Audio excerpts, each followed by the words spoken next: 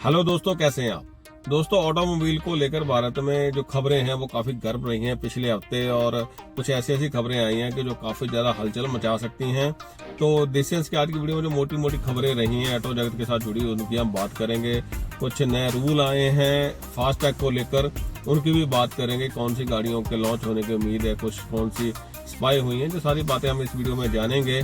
तो मेरी गुजारिश है कि अगर आप इस चैनल पे नए आए हैं या फिर इसको पे सब्सक्राइब नहीं किया है तो चैनल को सब्सक्राइब कर लें, साथ में बेल आइकन बना के प्रेस कर दें, ताकि चैनल पर जब भी कोई ऐसी इन्फॉर्मेटिव वीडियो अपलोड हो उसकी जानकारी आपको सबसे पहले मिल जाए।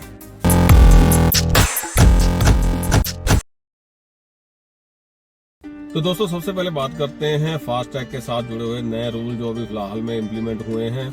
इनको लेकर काफी ज्यादा कंफ्यूजन रही है। अगर आप इसको ऑनलाइन पढ़ने की समझने की कोशिश करते हैं तो थोड़ा सा कंफ्यूजिंग है, लेकिन जो अभी तक में समझ में आया वो ये आया है कि अगर आपका फास्टैग डीएक्टिवेटेड है और आप रोड पर चलते हैं और कहीं पर आप टोल पर पहुंच जाते हैं, और कई बार लोग होता है कि डीएक्टिवेटेड है, हम कम गाड़ी का इस्तेमाल करते हैं, तो टोल पर पहुंचेंगे तो उसको रिचार्ज करके एक्टिवेट कर लेंगे। ऐसा नहीं होगा।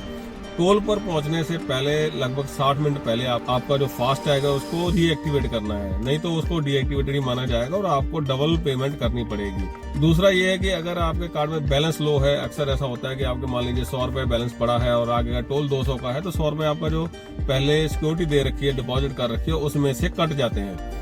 अभी ऐसा अगर हुआ तो आपको 10 मिनट के अंदर अंदर उसको दोबारा रिचार्ज करना होगा, नहीं तो उसमें फाइन वगैरह भी लग सकते हैं। और जब भी कोई क्लैरिटी इसके ऊपर आएगी तो मैं आपको जरूर बताऊंगा। तो अभी तो फिलहाल यही समझ में आ रहा है जो रूल्स अभी बताए गए हैं। अब ये रूल्स जब आए थे तो मुझे भी समझने में थोड़ी सी तकलीफ हुई है, थोड़ा सा मुश्किल हुआ, क्योंकि ये लिखे इस तरह से गए हैं।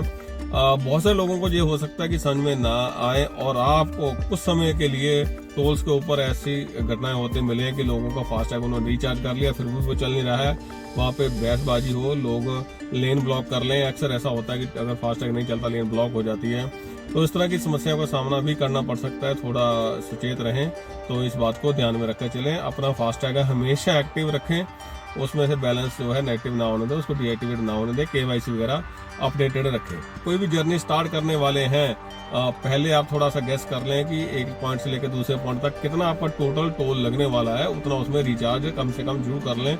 200-400 रुपए एक्स्ट्रा ही कर लें तो कोई फर्क नहीं पड़ता, तो आपकी सहूलियत के लिए वो बढ़िया रहेगा, आपको रास्ते में कोई परेशानी नहीं होगी। दोस्तों, जैसे अक्सर होता है कि जब कोई स्कोडा या फॉक्सवैगन गाड़ी लॉन्च करती है, दोनों में से एक कंपनी, तो दूसरी कंपनी भी उसकी कोई बहन उसके साथ मिलती जुलती गाड़ी भी इंडिया में लॉन्च करते हैं। जैसे स्कोडा उसने काइलैक को इंडिया में लॉन्च किया था, तो उसी की एक बहन गाड़ी फॉक्सवैगन के द्वारा भी लॉन्च की जा रही है, उसका नाम टेरा बताया जा रहा है। अभी स्पाई हुई है टेस्टिंग में।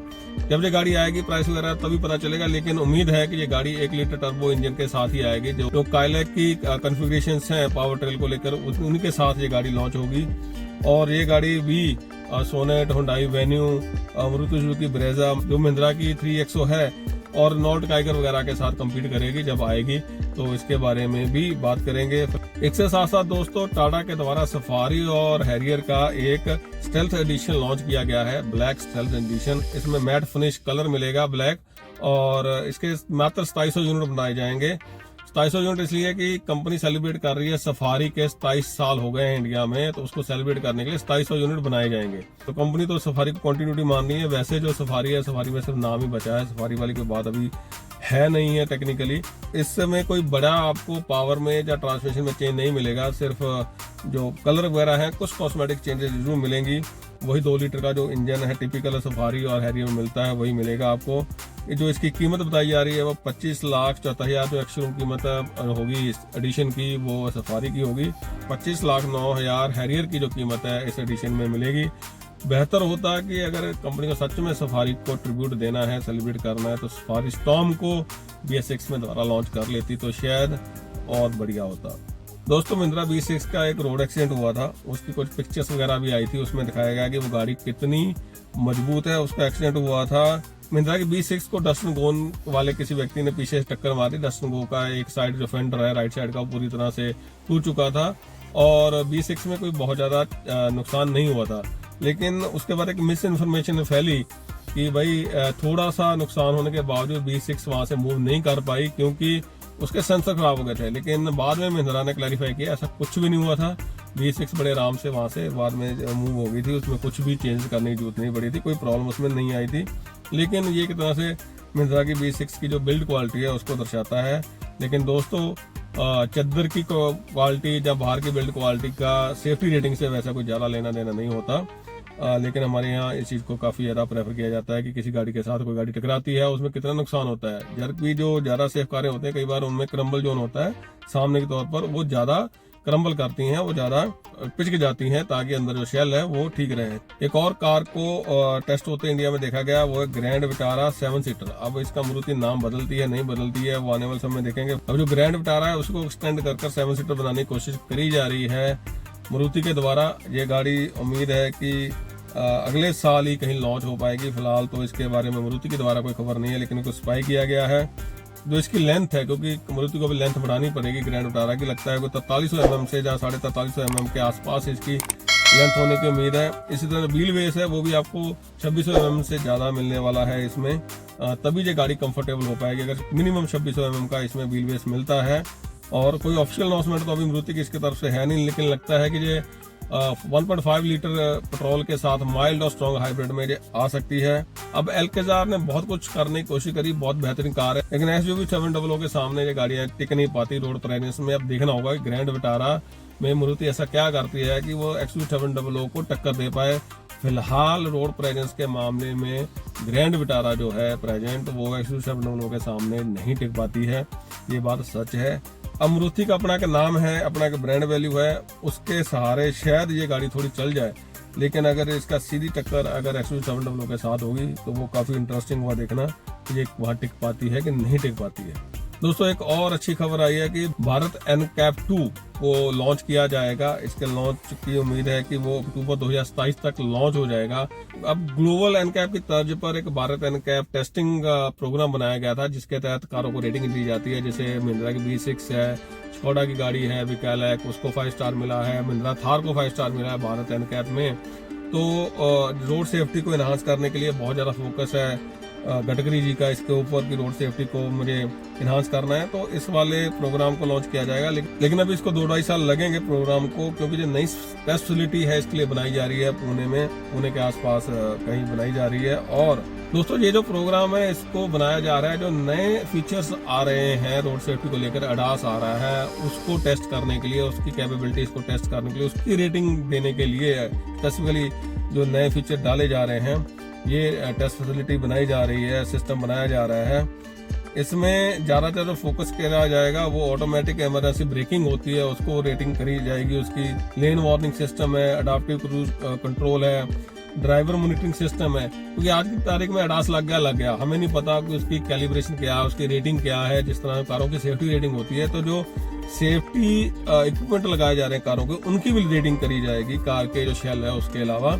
तो ये बहुत अच्छी बात है रोड सेफ्टी के पॉइंट ऑफ व्यू से। देखो रोड सेफ्टी अभी भी बहुत बड़ा कंसर्न है, चाहे गाड़ियां बहुत ज्यादा सेफ हो गई हैं, 5 स्टार आने लगी हैं। 2023 में 1,32,000 लोगों की मौत हुई थी रोड एक्सीडेंट्स में, जो कि और टोटल 4,80,000 रोड एक्सीडेंट हुए थे। तो ये काफी बड़ा कंसर्न है, अभी भी रोड सेफ्टी काफी ज्यादा मौतें होती हैं। और गडकरी खुद कह चुके हैं कि इंटरनेशनल फोरम के ऊपर उनका सर शर्म से झुक जाता है जब रोड एक्सीडेंट्स में होने वाली मौतों की बात आती है कि इंडिया में इतनी ज्यादा क्यों है। अब दोस्तों जिस खबर ने सबसे ज्यादा तहलका मचा रखा है वो है कि टेस्ला ने हायरिंग शुरू कर दी है बड़े लेवल पे। कुछ अभी स्टाफ वो हायर करने की कोशिश कर रही है, ऐसी खबर आई है। अब देखिए ट्रम्प जब से अमेरिका के प्रेसिडेंट दोबारा बन के आए हैं, वो दूसरे जो देश हैं उनकी आर्म ट्विस्ट कर रहे हैं, उनके बाजू लगातार मरोड़ रहे हैं हाई टैरिफ्स को लेकर। एलॉन मस्क जो है वो टेस्ला के ओनर, वो लगातार आज से नहीं कई सालों से भारत को क्रिटिसाइज कर रहे हैं हाई टैरिफ के लिए। जो इंपोर्टेड कारें हैं उनको ऊपर 100% से ज्यादा कई बार टैरिफ लगते हैं, तो उनको बहुत ज्यादा क्रिटिसाइज करते रहे हैं, क्योंकि उसकी वजह से जो इलेक्ट्रिक कारें हैं बाहर बन रही, उनका बहुत ज्यादा प्राइस हो जाता है इंडिया में। तो वो अपने कोई बहुत बड़ी मार्केट अभी यहाँ पे नहीं बना पाए, वो भी लगातार कोशिश कर रहे थे। एलॉन मस्क आप जानते हैं कि ट्रम्प के साथ उनका क्या संबंध है, तो उनकी भी मुलाकात हुई थी प्रधानमंत्री मोदी के साथ। और मुलाकात के बाद अगले 2 दिन में ही ये खबर आ गई कि टेस्ला भारत में अपनी हायरिंग शुरू कर रहा है।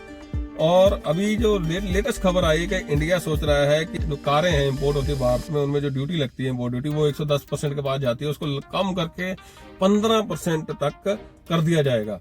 एक तो देखो हम मेक इन इंडिया की बात करते हैं, हम चाहते हैं कि भारत की जो ऑटोमोबाइल कंपनियां हैं वो R&D पे बहुत ज्यादा इन्वेस्ट करें और बहुत अच्छे अच्छे मॉडल लेके आए। जिस तरह से महिंद्रा ने अभी अपने इलेक्ट्रिक कारों के मॉडल लेके आई है, उसके बाद मारुति भी ई विटारा लेके आई है। लेकिन इसके साथ साथ हमने जब ये ड्यूटी कम कर दी तो भारत से जो इलेक्ट्रिक कारें हैं वो भी आना शुरू हो जाएंगी। तो भारत की जो कंपनियां हैं इनको थोड़ी सी चिंता करने की जरूरत पड़ेगी। अगर भारत से बहुत ही ज्यादा सस्ती यानी कि 20-25 लाख की रेंज में कारें इंपोर्ट होने लगी, अगर टेस्ला अभी आएगी तो वो महंगी आएगी, वो 35-40-50 लाख की कैटेगरी में आएगी। तो ई विटारा या क्रेटा जो आई है इलेक्ट्रिक, या महिंद्रा की B6 EV9e है, इनमें कोई ज्यादा कंपटीशन वो नहीं देगा टेस्ला। लेकिन अगर टेस्ला कोई सस्ती कार भारत के लिए 20 से 25 लाख की रेंज में इंपोर्ट कर पाता है और डिलीवर कर पाता है तो भारत की कंपनियों के लिए काफी ये खतरे की घंटी है। और इसके साथ साथ अगर टेस्ला इंडिया में अपना प्लांट लगाती है, जिसके बारे में ट्रम्प ने बोला कि भाई मैं बहुत ज़्यादा खुश नहीं हूँ कि एलोन मस्क वो इंडिया में जाके अपने आप प्रोडक्शन करेंगे, जबकि ट्रम्प का ये मानना है कि बाहर जो प्रोडक्शन हो रही है, ताकि जो एम्प्लॉयमेंट का बेनिफिट है, प्रोडक्शन में होने वाले जो बेनिफिट्स हैं कंट्री को होते हैं, कहीं प्रोडक्शन अगर होती किसी प्रोडक्ट की तो वो अमेरिका को मिले और कंट्रियों के आर्म ट्विस्ट करके वो ड्यूटी कम करवा के वहाँ के जो प्रोडक्ट हैं वो बेचे जाएं। लेकिन अगर भारत में ऐसी फैसिलिटी लगती है, टेस्ला यहाँ से गाड़ियां बनाकर दूसरे देशों में बेच के, तो ये एक बहुत ही बड़ा पॉजिटिव स्टेप हो सकता है। लेकिन अगर गाड़ियां इंपोर्ट होती हैं और सस्ती इंपोर्ट होती हैं तो भारतीय कार मेकर्स को भी इसके बारे में चिंता करने की जरूरत है। बाकी तो आने वाले समय में देखना होगा कि इन खबरों का क्या असर होता है ऑटोमोबाइल इंडस्ट्री के ऊपर। लेकिन फिलहाल ये काफी ज्यादा गर्म खबरें बनी हुई हैं। तो दोस्तों ये थी वो मोटी मोटी खबरें जो कि हाल फिलहाल में हमें सुनने को मिली। अगर आपका इस वीडियो में दी गई जानकारी के बारे में या फिर वैसे कोई चैनल के बारे में फीडबैक है, सुझाव है, उसको कमेंट बॉक्स में लिखकर जरूर शेयर करें। साथ ही में दोबारा गुजारिश करनी चाहूंगा कि अगर आप इस चैनल पे नए आए हैं या फिर उसको अगर सब्सक्राइब नहीं किया है, चैनल को सब्सक्राइब कर लें, साथ में बेल आइकन बना उसको प्रेस कर दें ताकि इस चैनल पर जब भी कोई ऐसी इन्फॉर्मेटिव वीडियो अपलोड हो उसकी जानकारी आपको सबसे पहले मिल जाए। इस वीडियो को जहां तक देखने के लिए आपका बहुत बहुत धन्यवाद।